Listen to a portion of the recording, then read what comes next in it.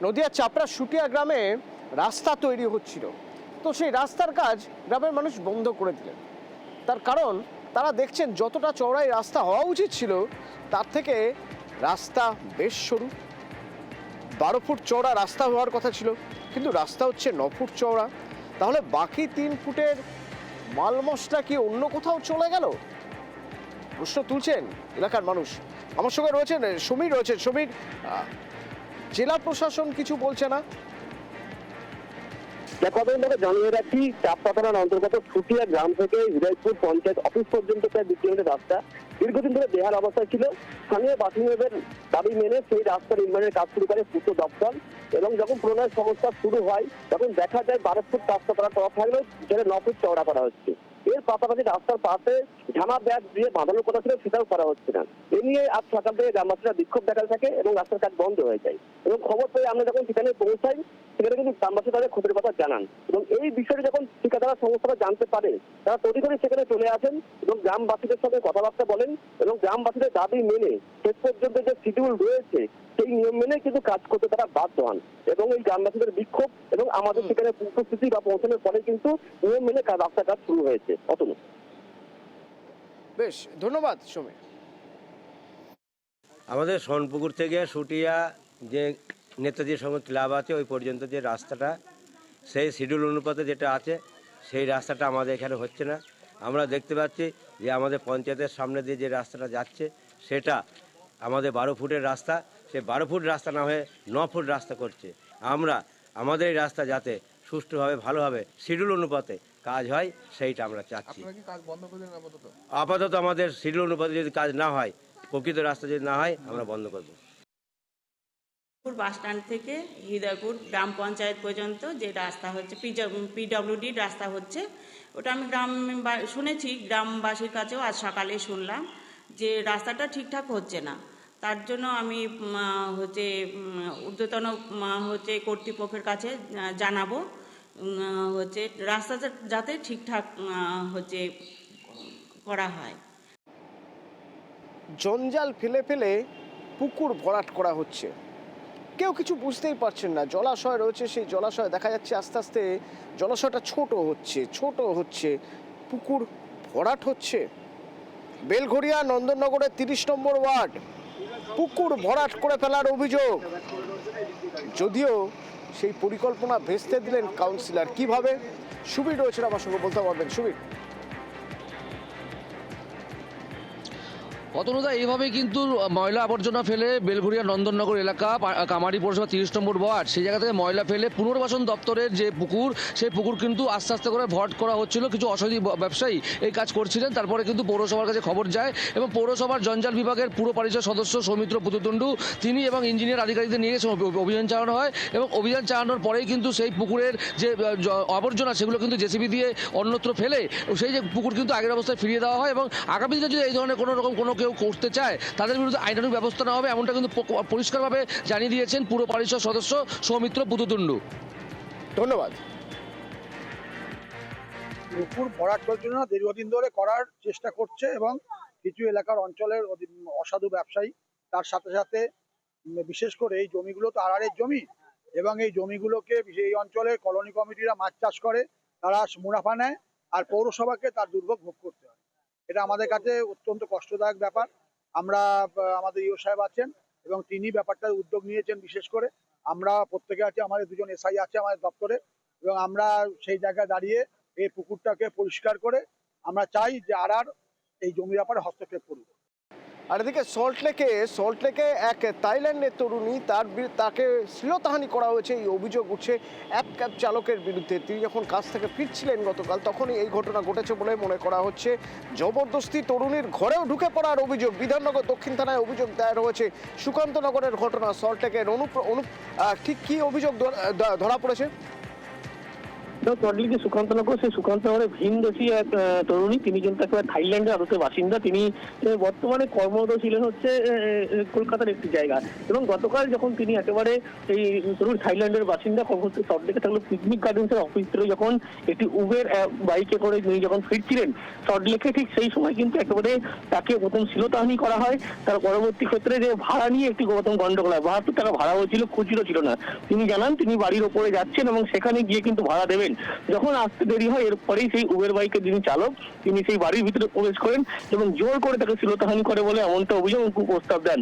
এরপরেই বিধাননগর দক্ষিণ থানার পুলিশ ইতিমধ্যেই এই উবের বাইক চালক তাকে গ্রেফতার করেছে, এবং তিনি কর্মসূত্রে একেবারে কলকাতায় থাকলেও থাইল্যান্ডে তিনি বাসিন্দা এখনো পর্যন্ত পুলিশ জানতে পেরেছে। এবং গতকাল কি ঘটনা ঘটেছিল ইতিমধ্যেই পুলিশের পক্ষ থেকে সেই তরুণীর বয়ান নেওয়া হয়েছে, পাশাপাশি যে উবের বাইক চালক তাকে গ্রেফতার করে আজকে আদালতে পেশ করা হয়েছে। ধন্যবাদ।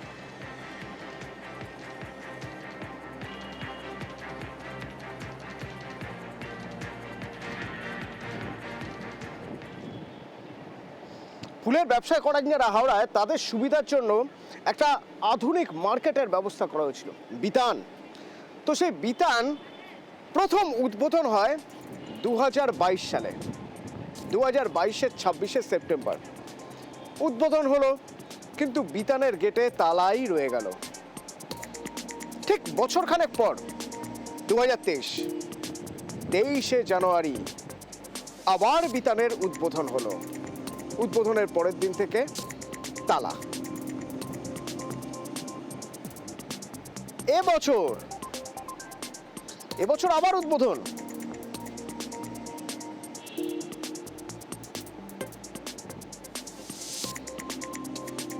অক্টোবরে পোস্টার পড়েছিল বিতান খুলবে, বিতানের উদ্বোধন হবে, কিন্তু এই পোস্টারটাই রয়ে গেছে, আর রয়ে গেছে বিতানের গেটে তালা।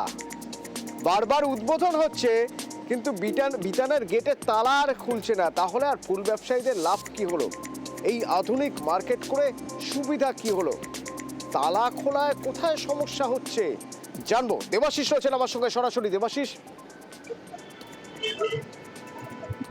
দেখো, পূর্ব পাড়ের যে জগন্নাথ ঘাট, অর্থাৎ হাওড়া এশিয়ার দ্বিতীয় বৃহত্তম ফুল মার্কেট, সেই ফুল বাজারে বিকল্প তৈরি করতে চেয়েছিল হাওড়া পুরসভা। কত টাকা? 300 কোটি টাকা ব্যয়ে একটি ফুল মার্কেট খোলা হয়েছিল। এখন সাধারণ মানুষের দাবি যে পূর্ব পাড় থেকে পশ্চিম পাড় আসতে এই 300 কোটি টাকা কি গঙ্গার জলেই বয়ে গেল? প্রশ্নটা সেখানে সাধারণ মানুষ, ফুল ব্যবসায়ীদের। তার কারণ যাদের জন্য এই মার্কেট খোলা হয়েছিল তাদের অর্ধেকে কেউ জানেই না এরকম কোনো বাজার আছে, আর যারা জানেন তাদের দাবি হচ্ছে দ্রুত খোলা হোক। তবে কবে খোলা হবে তা কিন্তু সদুত্তর দিতে পারেনি হাওড়া পুরসভা। 2022-26 সেপ্টেম্বর সেখানে উদ্বোধন হলো। 2023 জানুয়ারি উদ্বোধন করলেন মুখ্য প্রশাসক। দেবাশিস একটু সঙ্গে থাকো। ব্যবসায়ীরা জানেনই না যে তাদের জন্য এখানে বিতান রয়েছে। নতুন যে মার্কেটটা হয়েছে আমাদের চাষিদের জন্য, সেই মার্কেটটা এখনো পর্যন্ত চালু হয়নি। এই মার্কেটটা চালু হলে আমরা চাষিরা ঝড় বৃষ্টির হাত থেকে বা রোদের হাত থেকে অনেকটা ছাওয়ায় নিরাপদে আমরা মাল বিক্রি করতে পারবো। আমাদের বেশ ভালোই লাগলো, মনে মনে যে বাসে যেতে হবে না, বেশ সাইকেলে হোক বা হেঁটে চলে যাব, ফুলটা নিয়ে চলে আসবো। কিন্তু কিছুদিন 4 দিন পর শুনলাম যে লোক যাচ্ছে না, ওই জন্যই মানে চালু হলো না। আবার যদি চালু হয় বলছে, পোস্টারিং চারিদিকে দেখা দিচ্ছে, তাহলে আমাদেরই হাওড়াবাসীর কাছে খুব ভালো হবে। দেবাশিস, 300 কোটি টাকা দিয়ে বিতান তৈরি হয়েছে, তার আগে কোনো সার্ভে করা হয়নি, কোনো পরিকল্পনা। সমস্যাটা কোথায়? যে কারণে এই বিতান বন্ধ রয়ে গিয়েছে, অথচ ফুল ব্যবসায়ীরা অনেকে জানেন না, অনেকে আসছেন না। দেখো, অবশ্যই কোনো যে সার্ভে করা হয়নি, ব্যবসায়ীদের মতামত নেওয়া হয়নি, এরকম একটা জায়গায় একটি ঘরের মধ্যে শুধুমাত্র কয়েকজন ব্যবসায়ী বা ফুল চাষিরা তারা ফুল নিয়ে বসবেন, মানুষ কিনতে আসবেন, এইভাবে তো কোনো হাট বা কোনো বাজার চলতে পারে না। এই এই এই এই সিদ্ধান্ত বা এই পরিকল্পনা যখন করা হচ্ছিল তখন কিন্তু ফুল চাষি ফুল ব্যবসায়ীদের সঙ্গে কথা বলে করা উচিত ছিল পুরসভার। এটাই কিন্তু সাধারণ মানুষের দাবি এবং ফুল চাষিদের দাবি। এমন একটা জায়গায় যে মার্কেট, সেই মার্কেট আদৌ সেখানে চলবে কিনা, ফুল ব্যবসায়ীরা ফুল বিক্রি করতে পারবেন কিনা তা নিয়ে সন্দেহ রয়েছে।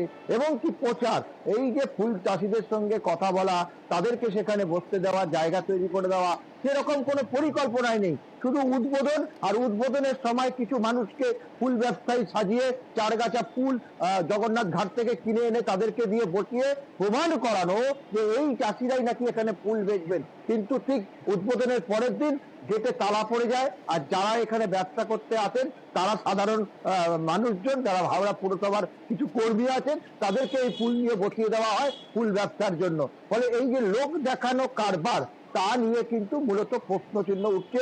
অর্থাৎ পরিকল্পনা নয়, কিছু একটা করতে হবে, সেই কারণে সেটা করে ফেলা এবং তার পরিমাণ কত?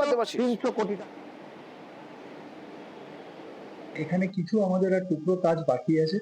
সেই কাজটা আমাদের যখন এই প্রসেসিং পার্টটা কমপ্লিট হয়ে গেলে, কারণ আমরা মেইন যেটা চাইছি সেটা হচ্ছে যে ফুল মানুষ যে ওয়েস্টেজ হয়, ফুল ফেলে দেয়, সেইগুলোকে আমরা ইউটিলাইজ করে, আপনারা দেখবেন বিভিন্ন জায়গায় গঙ্গার জলে ফুল ফেলে দিচ্ছে, ভাসিয়ে দিচ্ছে। আমরা ওই ফুলগুলোকে প্রসেস করে একটা ইউনিট করতে চাইছি, এবং মানুষ যে ফুল ধরুন বিক্রি করতে পারলো না, সে একটা কোল্ড স্টোরেজে রেখে দেবে।